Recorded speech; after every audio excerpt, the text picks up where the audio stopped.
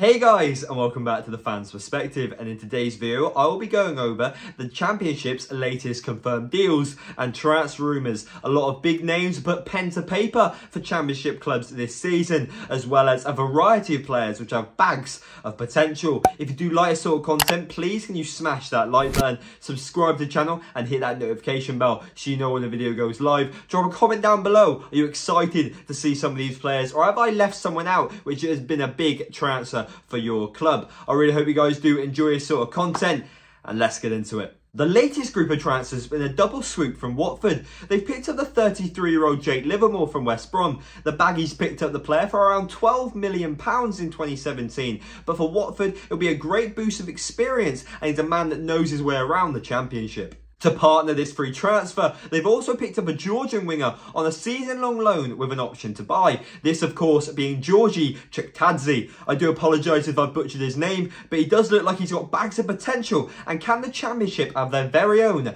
Kvaratskhelia? Hull City have picked up a loan of their own, this being Ruben Vinagre. The Sporting fullback had an absolutely diabolical loan spell last season, and he'll be looking to revive his career in the Championship.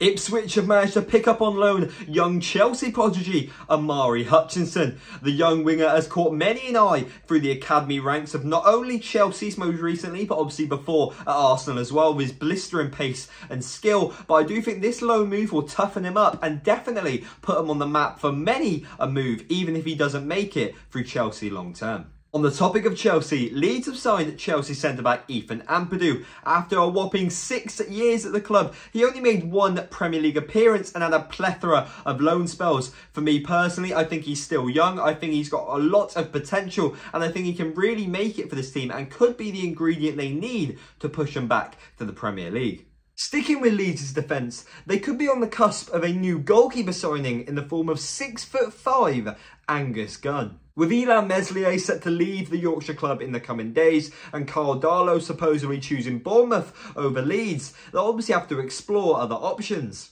The most likely candidate being Angus Gunn for around £10 million. Granted, the goalkeeper has not been in the greatest of form in the recent months, but there must be something about him and some reason why clubs have wanted to pay so much for him over the recent years.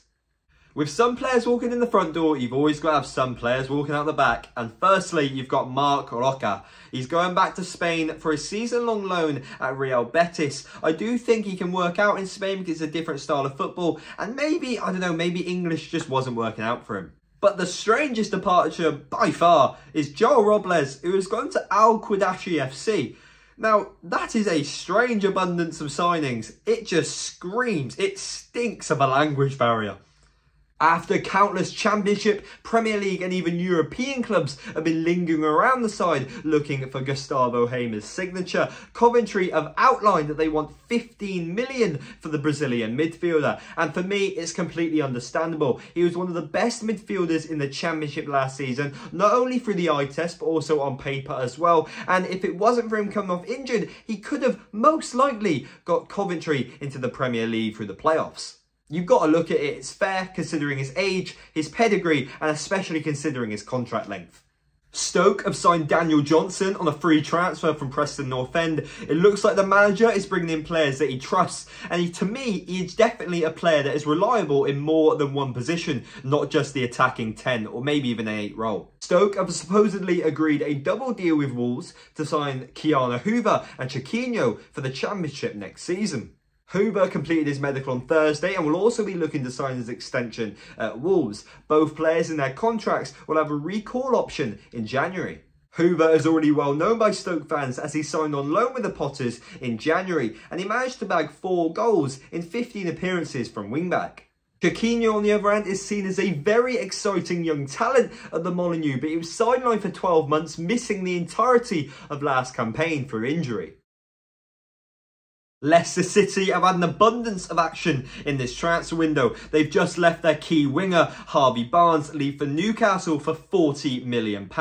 This goes along with the departures of James Maddison, who of course left for Tottenham, and then most recently, Johnny Evans, who has signed a short-term deal with Manchester United. They're really letting go of some key players over the recent seasons. And obviously they have brought in many replacements in recent weeks, the likes of Harry Winks and Connor Cody as the old heads, but this next generation of players is what excites me. Some real defensive reinforcements here as Callum Doyle has signed on a season-long loan with the Foxes after an outstanding loan spell with their biggest rivals Coventry City last season. So that's a bit of a controversial one. And he's going alongside Mads Hermansson in goal. They got the young Danish goalkeeper for around €6 million.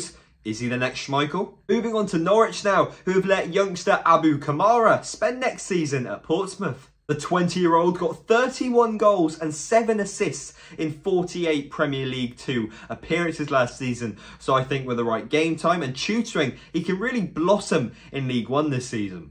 Next up, we've got Middlesbrough, who have signed experienced goalkeeper Jones as their most recent transfer, and they're looking to get Ryan Giles on a permanent. They're currently battling with Luton Town for a signature. For me personally, he's got swimming pools of talent. He can go right to the very top. And if I was Arsenal, I'd be getting rid of injury-riddled Kieran Tierney and bringing in the man as a backup.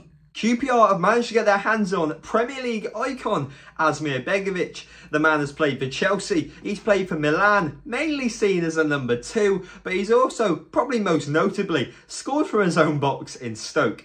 A strange career path to say the least, but he's now noted down his next chapter in returning to London. Great bit of business. Millwall have signed Wes Harding following his departure from Rotherham United. The 26-year-old Jamaican international defender made 140 appearances over the course of his 3-year spell with the Millers, but was released at the end of last season.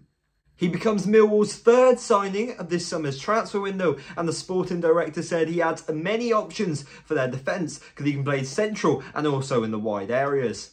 The Posh have completed their swoop and signed Huddersfield Town goalkeeper Nicolas Bilokapic on a permanent deal. The 20-year-old has penned a 3-year contract, however it is an undisclosed fee. The young goalkeeper only made 6 appearances for the Terriers last season, but will this be a transfer they will soon look to regret? And finally, Bristol City have let Seb Palmer-Holding from their under-21 team have his first taste at EFL football in the form of Newport County. The 19-year-old has had spells at Chippenham and Yeovil and will look to hit the ground running. And that is it, guys. Thank you guys so much for watching this video. If you did enjoy it, can you please smash that like button, subscribe to the channel and hit that notification bell so you know when a video goes live. We've just hit 5,250 subscribers. You guys are absolutely mental. And also 2.5 million views on the channel. But more incredibly, 1.9 million since the start of 2023 alone. You guys are absolutely insane. You keep doing what you do and I'll keep the content coming. I'll see you guys in the next one. See ya.